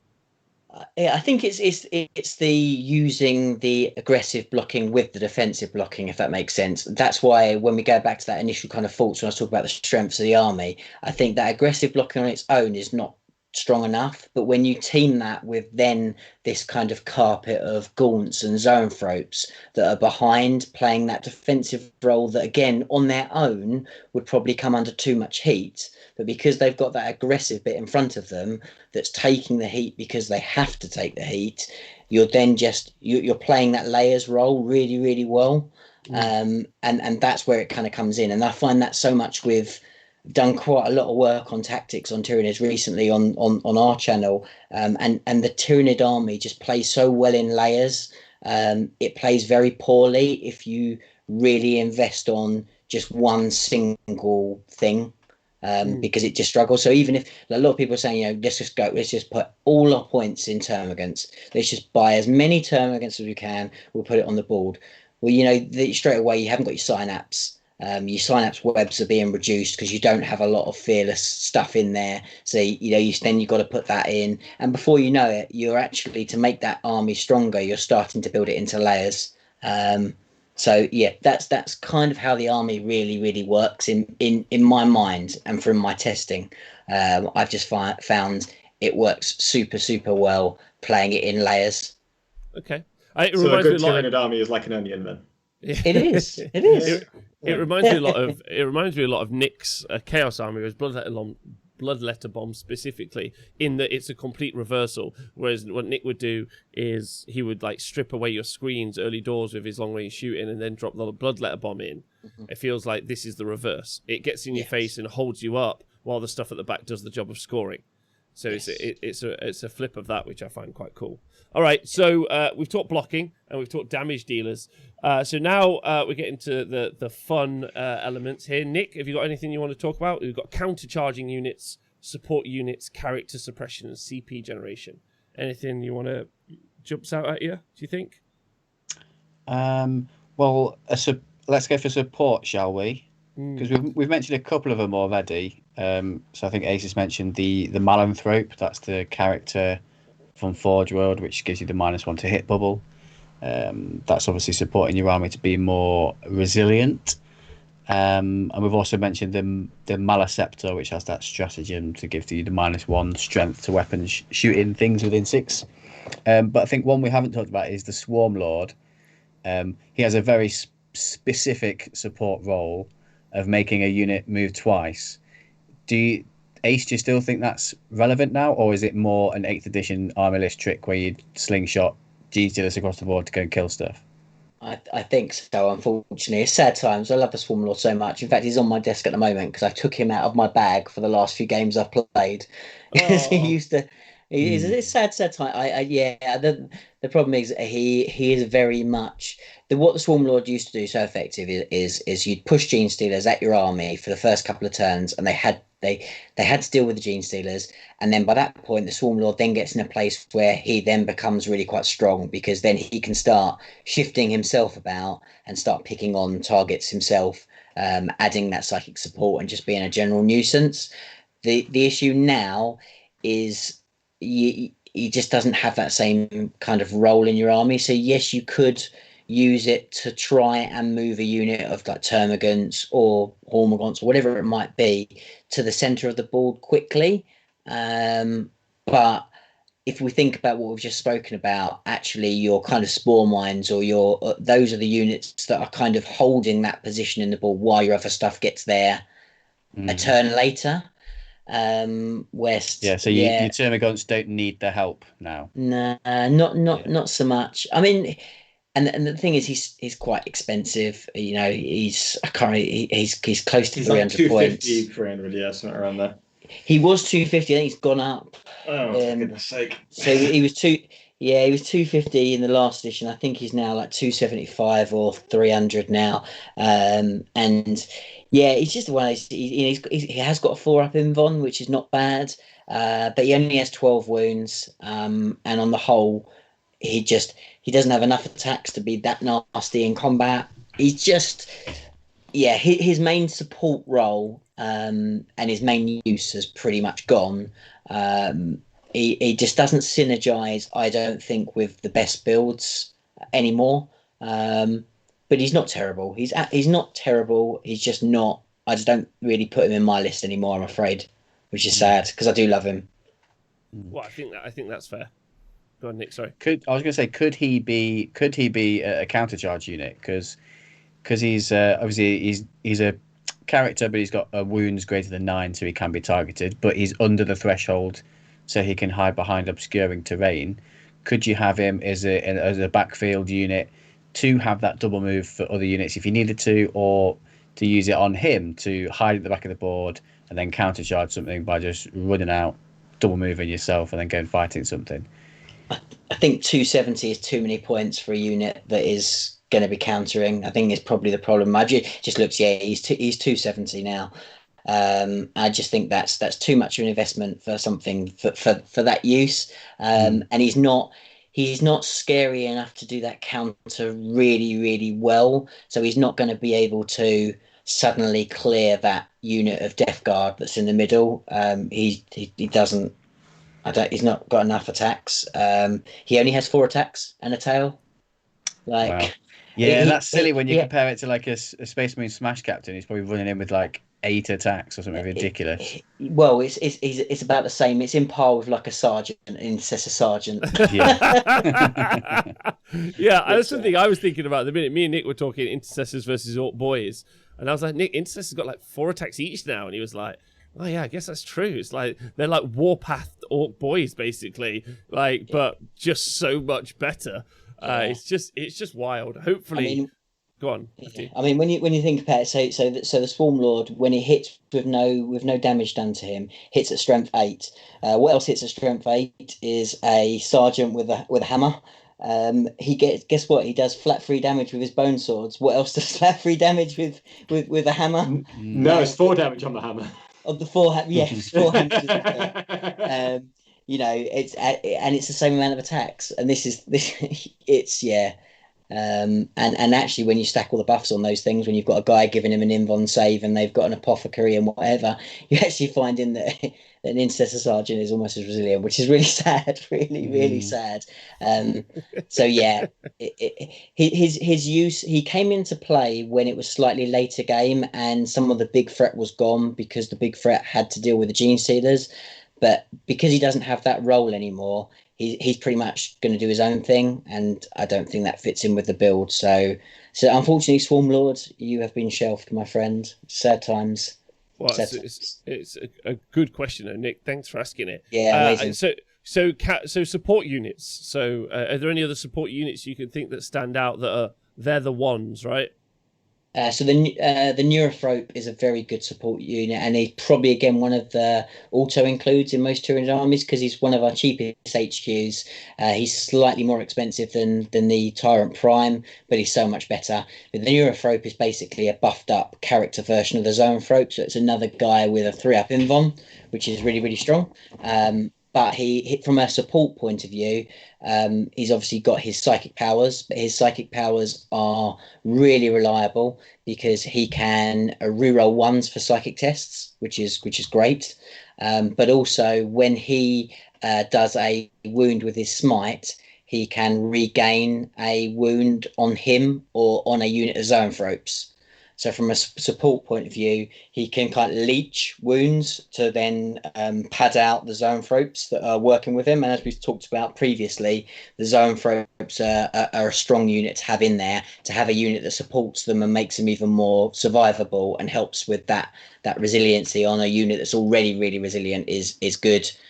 He's also going to be the ones that's casting, as I said, the really key psychic powers. So he'll be the one that's probably casting either the Chronos power to make sure that things are going to be really effective in shooting, or he's going to be casting the catalyst to make sure that something's got a really good after save as well. So at a relatively cheap points, you'll almost always find a really strong choice of a neurophrope in your army, and he quite often provides the role of warlord because of that free up invuln, because he's a character, you know, under 10 wounds. He'll do that job really, really well, and you know, stop getting killed. Yeah, okay, that's good. Good one. Tom, you got any support units you love, don't love? Oh no, your microphone's off, brother. Sorry, yeah, it's fine. It's just I didn't want to make any noises with my rattling around. I kind of like Tyrant Guard for a bit, but they don't really do anything. It's better if you just get another like high turret. But apart from that, yeah, not really. I think you've pretty much got most of them covered, to be honest. Good. All right, sweet. Okay, so support units rocking around there. So then next one, this is a really interesting one that we talked about last week, because you don't really think about it unless you've got the tools. But how do Tyranids do it? Character suppression. Like, what's their ability to deal with characters at the back of the board? Like, you know, obviously Marines Marines can load up. If they want to, they can just make it so your characters aren't really there, unless you're talking about, like, Dreadnought characters. In this situation, like, do you think Tyranids have the capacity to deal with characters or not? We don't do it very well, to be brutally honest. We don't have immediate standout abilities to do it. I mean, the Broodlord is quite good because he's very, very quick and can go in there and deal with small characters and small support pieces really effectively, because he's actually got 6 attacks and he's quite a nasty, reliable combat monster. And yeah, really, really quick. So he's quite a good kind of assassinator. The one that should be good that's not really at this job is the Death Leaper. So Death Leaper, his whole fluff is around assassinating characters, but actually he's a wet noodle in combat, which is a real shame. Because he can reroll charges when he comes in. He ignores Overwatch. But he's just not good in combat, really. He's got to be going against a platoon commander to be able to actually kill a character. So he's not very good at it. We spoke about Spore Mines. They do that job quite well, because obviously they've got fly and you have got shenanigans to move them up quite quick. So they can pick off kind of key support characters if your opponent hasn't dealt with them well. But I don't think on the whole Tyranids do it very well. I don't think we have any standout units that I think, you know, that 100% does that role really well. I don't think we have, unless I'm missing something, guys. No, I don't think so. Not unless we're including things like GSC, and then you're like adding things like Kelamos, which still have like quite short ranges, right? Yeah, but we're not adding those in. But we're not adding GSC. Yeah, I don't think pure Tyranids have the capacity, because it's actually a fairly unique conversation as well. Because when we talked about orcs, we touched on, well, I touched on at least, that I think you can do it fairly well, or at least okay with flyers. But it's kind of an interesting conversation, because if you can't, like, knowing that you can't push into or like pressure those opposing characters just really opens up the unlocks how the army might not play for you, which is kind of interesting, because when you go into a matchup, you think, all right, their character is just safe. Which is like, knowing that for yourself is quite useful, because you're like, all right, okay, well, I'll approach it a different way. I'll go after the bodies. I'll go after maybe not the support units, because that's traditionally the characters. You'll just approach it in a different way. I mean, often, but sorry, you finish. No, you go. I was going to say what it makes a difference for is things like while we stand, while we fight, right? So if you're hitting up Tyranids and you've just got some character models that are your most expensive units, which often they are, it means it's a very, very good pickup a lot of the time. Yeah, 100%, 100%. The other way that this is very niche, and we touched a little bit on it earlier, is if your opponent characters are psychers, Tyranids are quite good at making other opponents' psychers heads blow up. That's quite good, because they, you know, particularly if they're Chronos, but there is even a stratagem in the new Blood of Baal that again is kind of anti-psyker, and we've got a warlord trait that if they fail psychic the pet tests. They also, they take perils. So I did have, when I played in LVO, I think 3 years ago, and obviously it's slightly different, but I did make Magnus peril himself out and kill himself, which was incredibly entertaining. But that was when I was running 7 Hive Tyrants, and they were all surrounding Magnus. That was the issue when all the Americans were saying that Tyranids were crap because Hive Tyrants weren't good, right? That was that one, yeah. That's when I was the only person running them in Vegas that year and almost made the top 8. Yeah, that was that time. Yeah. And then suddenly they appeared a month later. And then when Adepticon was it 6 months later? No. When North America finally caught up. Yeah. Wait, so sorry, John, are you personally responsible for making it so that we can only take 3 of each unit? Is that what we're just learning right now? No, apparently I copied Simon, right? That's why. What was Simon Weekly. Yeah. It was kind of around that circle with like James and those guys, and that's how Nick got it. Yeah, you can't come up with the same idea independently. Yeah, it's a strong unit. Like it is what it is. I was running 6. And I thought 6 was the sweet spot. That was kind of my amount. I tell you what, mate, you should have played 10. I know. It's so funny. It was like I turned up at the Home Nations in round 3. We were playing the Irish, and we'd played England and we played Scotland. So I was kind of like, I've warmed up on the list. I had 2 games with it, and I just rock up at the table. My opponent's been paired into me. He's got all these rattlings. So he just looks at my list and just immediately says, "Well, game's over. Shall we start drinking?" I'm like, yeah. I thought the sweet spot was 6, but how wrong was I? But 6 was still very good. I'll tell you what, we'll have to go back and just play a game with 20 flying Hive Terrans from early 8. If you have fancy, I'll come down. We'll play 20 flying Hive Terrans because that'll be good fun, man. That would, yeah. I think only for you guys, but like FYI. Hive, but with flying Hive Terrans. Yeah. All right. So character suppression, not good at that. Interesting. No. And then countercharging. Nick's touched on this already. So the thing we talked about a little bit, and maybe an argument for warriors, effectively, that we had earlier is, it's all about those midfields. If you can't get onto those objectives, which are somewhere in the midfield, and start blowing your opponent's dudes off the board, then you can't do anything. And I think countercharging units have made a big comeback, or will do. Like, I'm in love with Gazzy. Gazzy's my man. He's just going to run in the midfield and just start smacking folks all day. Or if you hit me with something big into my lines, he's also going to countercharge. Gulliman, another good countercharge unit. Like, you can more use him in that role rather than you take him for that role. And Gulliman's weird now. I feel like Marnie's Calgar is better than Gulliman personally, but yeah. Yeah, that's true. I saw a meme today. It was like Gulliman's not even the best Primar. No, not even the best Ultramarine, let alone the best Space Marine. And he hasn't been since the Codex released. So my question is countercharge units. What are you guys liking for countercharging? Old One Eye and Broodlord are probably the 2 counter kind of assault units. Old One Eye is now 220. He used to be 200. Probably just about workable at that. He is a real danger wrecking ball. If anything's near, he will kill pretty much anything he touches. He is insane. So he will sit in that role, and he will clean quite a lot up. He'll have like loads of attacks because of all of his exploding attacks. He can't take a punch back, but again, he's a character, so he can hide until he's needed for that counter blow. I think he does that role quite well. I'm not sure Tyranids play that style that well. I think we're much more geared up to suppressing rather than delivering the counter blow. I think we probably play it better just trading numbers and trading more.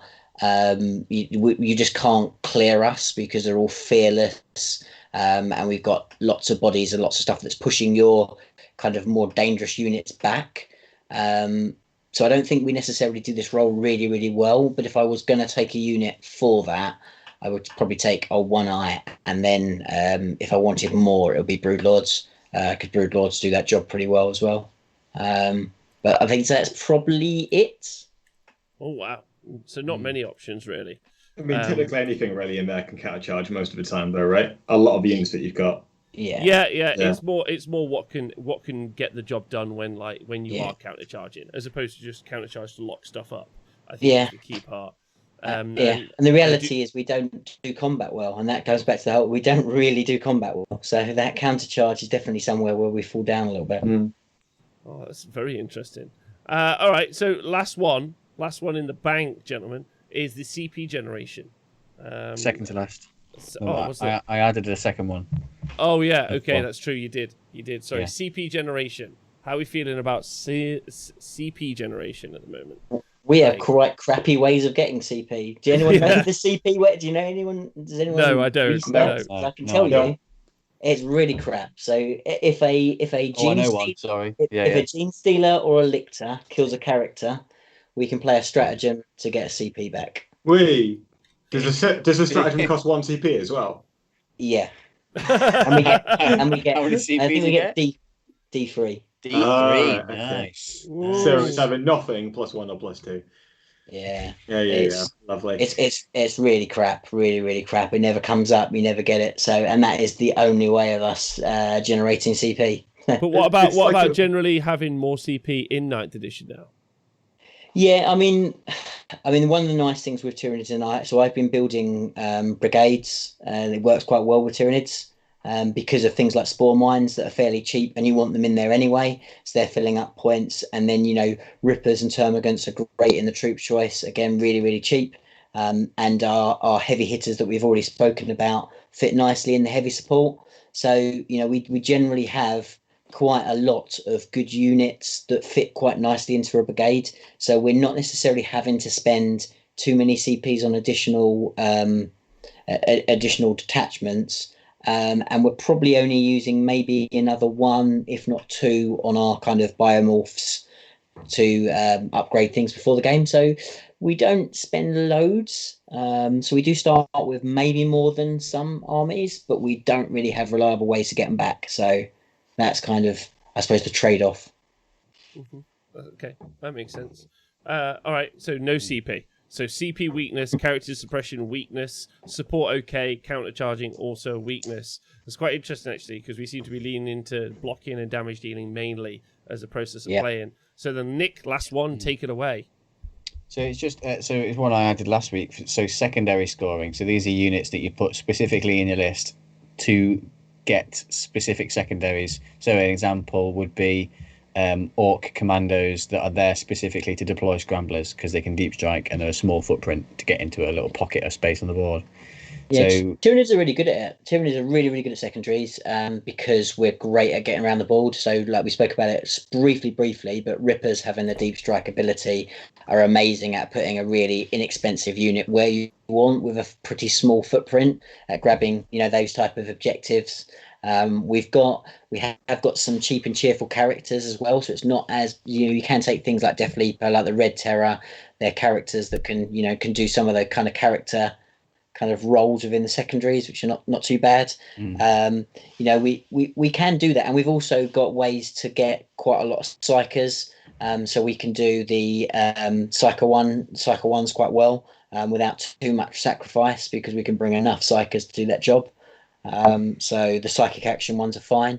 I found secondaries relatively easy, and we can also take out big targets quite well because we've got the guns and the damage dealers to be able to do that. So if we want to take the kind of bring it down ones, we've got the stuff to do that. So yeah, I think we're okay at it. We're okay at it. which secondaries are you generally gravitating towards? Well, let's try and get the names of them. So I quite like I tend to always take the old recon. What's it called now? Engage on fronts. Engaging on fronts, yeah. I take that every single time. I normally take the deploy scramblers, the ones where you get 10 points. Yeah. Yeah, so they're in different categories. So I normally take those 2, and then I normally take the psychic one, the one where if I'm going against an army with aggressive characters, I'll take the interrogation, psychic interrogation or something. That's called that one. Or the other one, I take the one where you just basically do a psychic power on your objective and that one. So they tend to be the ones. If I'm going against big stuff, I'll take bring it down quite often.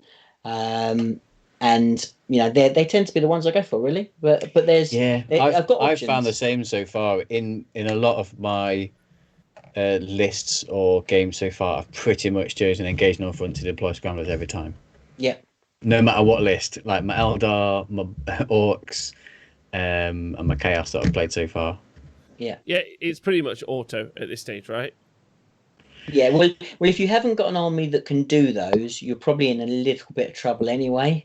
Because you've got to go score. You need those abilities to be able to be flexible to get across the board and to get into board suppression positions. Because if you don't, you're probably going to find you get blocked out and lose on primaries. And ultimately, as we've said multiple times, primaries win you the game, don't they? Really?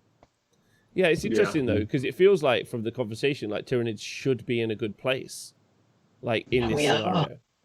Oh, you think you are? Yeah.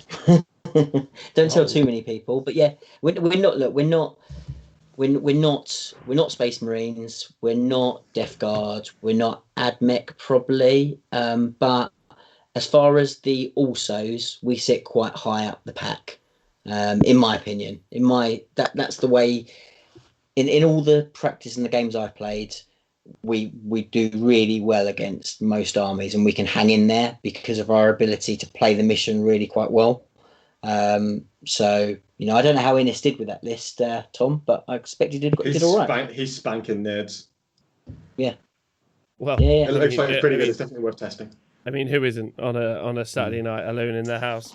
So yeah, I've been ringing the bell and blowing the trumpet since the beginning of this edition to say that I think Tyranids are actually in a pretty good place. Yeah. Like not the best, and we definitely need our monsters looking at 100%, and we need combat looking at because we should be better at it. But as an army, we're in quite a healthy position. I'm not unhappy playing Tyranids at the moment, and I was up until Psychic Awakening, and even then I was kind of making the best of a bad bunch in the last edition. So yeah, we're in a good place. Well, that's great. Okay, well, I'd like, unless anyone's got anything else, I think that this has been absolutely fantastic. I've loved it.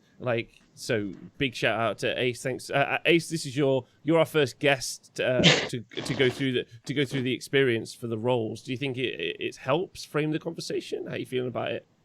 Yeah, it's amazing. It's been really interesting because obviously Nick sent me the all the details beforehand, and as I've kind of spoke, so I've been doing videos on the kind of the strategy of Tyranids, and what this does actually is it breaks it down even more from what I've been at the moment is framing it from a kind of a bit more of a kind of overview rather than a real in-depth.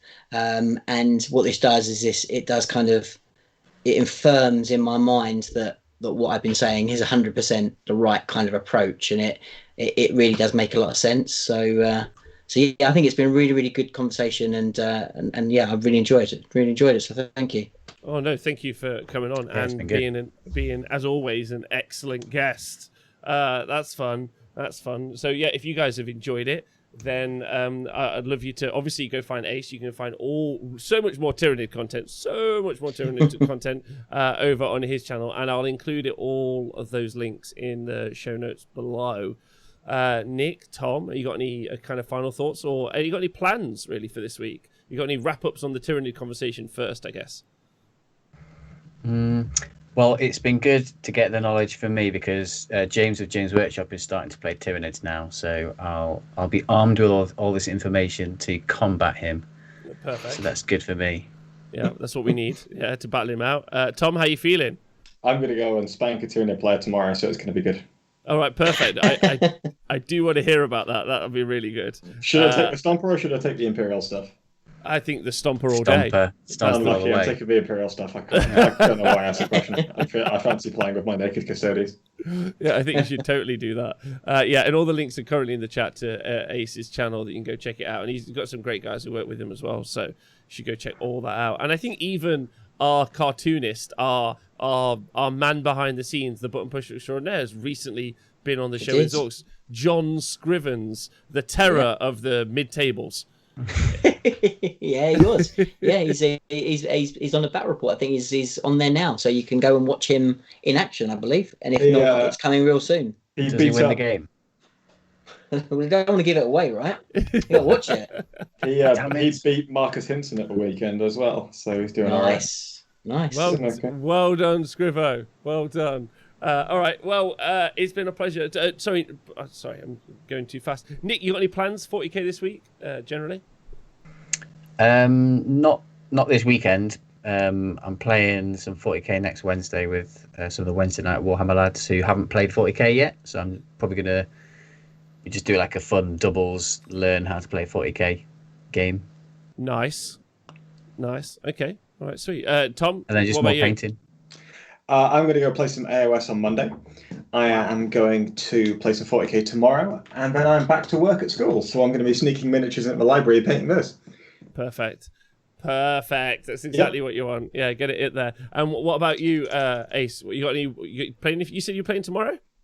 I played yesterday actually. I haven't got any. My next game probably won't be for a couple of weeks, but I think I'm going to be painting ball bags because it feels like the right thing to do, right? Good choice. Perfect. Lots of washes. You'll be Yeah, fine. and if you get any chance to also paint some Warhammer, you let us know.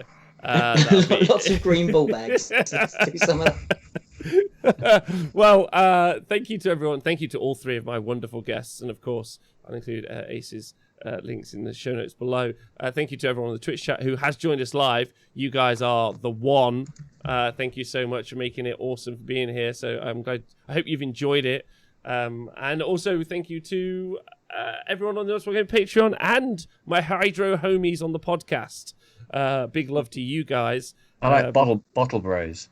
You like Bottle Bros? Bottle That's Bros, good. yeah. That means something else in Sheffield, by the way. Does it? I like Patreon princes, but I can't. I need another alliteration for P. Oh dear. Anyway, you've all been Thirsty great. fox. Yeah, thirsty thoughts is that's what the podcast is now. You're now a thirsty thought. Congratulations. Right, everyone have a great night, great weekend, wherever you're doing around the world. Stay safe, stay healthy, look after yourselves. Have a great day. Thanks for being on the show, and we'll see you all soon. Also, big shout out to Gozzy. Goodbye.